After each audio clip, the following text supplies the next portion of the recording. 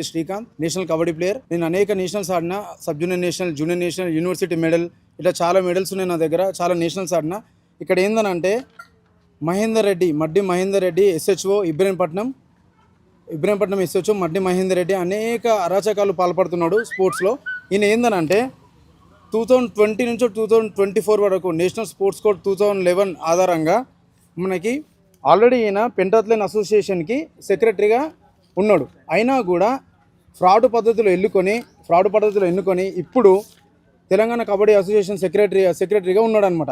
ఇది ఏంటంటే national sports code 2011 ఆధారంగా ఎవరైనా గవర్నమెంట్ ఎంప్లాయీ ఓన్లీ ఒకటే టర్మ్ చేయాలన్నమాట. ఈయన ఆల్రెడీ 2 టర్ములు చేసి మమ్మల్నే కాకుండా స్పోర్ట్స్ ఉన్న యూనిట్నే కాకుండా నార్మల్గా ఆయన పోలీస్ డిపార్ట్మెంట్ని కూడా ఫ్రాడ్ చేసిన అనమాట. ఇట్లా ఫ్రాడ్ చేసి ఇట్లా సెలెక్షన్స్ ఇవన్నీ నార్మల్గా వాళ్ళే సెలెక్షన్స్ పెట్టుకొని ఆయనకు సంబంధించిన సెక్రటరీని అనేక డిస్ట్రిక్ట్లలో పెట్టుకొని వాళ్ళ దగ్గర నుంచి డబ్బులు తీసుకొని ఇక్కడ ప్లేయర్ల జీవితాలతో నాశనం చేస్తున్నాడు అనమాట.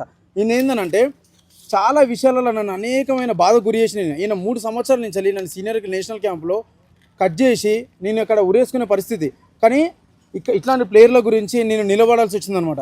ఏంటంటే ఎవరికైనా ఆయనకు గులాంగిరి చేయకపోయినా ఆయనకు సంబంధించిన వాళ్ళని, ఆయన కమ్యూనిటీకి సంబంధించిన వాళ్ళని వాళ్ళని ఈయన నేషనల్స్ ఆడిపిస్తారు. కానీ మిగతా వాళ్ళని ఎవరిని కూడా ఈయన కన్సిడర్ చేయరు.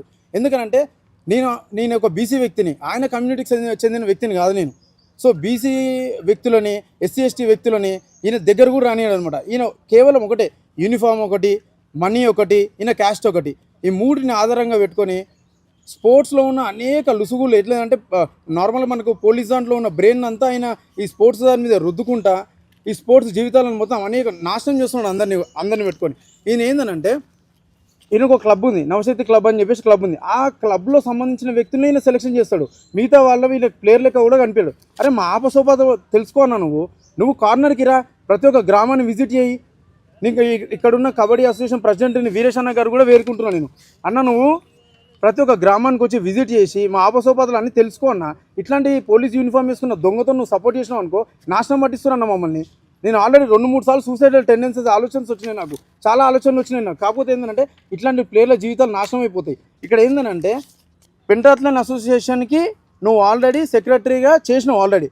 అయినా నువ్వు ఫ్రాడ్ పద్ధతిలో ఎన్నుకొని ఇక్కడ ఎవరికి ఏ ప్లేయర్స్ని ఎవరికి నువ్వు ఎలక్షన్ ట్రయల్స్ అవుతున్నాయని కానీ ఏవైతున్నాయని నువ్వు ఎవరికి ఏం ఇంటిమేషన్ ఇవ్వవు. మీరు మీరే ఎలక్షన్లు జరిపించుకొని మీ సెక్రటరీల దగ్గర నుంచి మీరు డబ్బులు తీసుకొని మీరు ఏం చేస్తున్నారు, మీరే ఎన్నుకొని ఇట్లాంటి ప్లేయర్లని నాశనం పట్టిస్తున్నారు.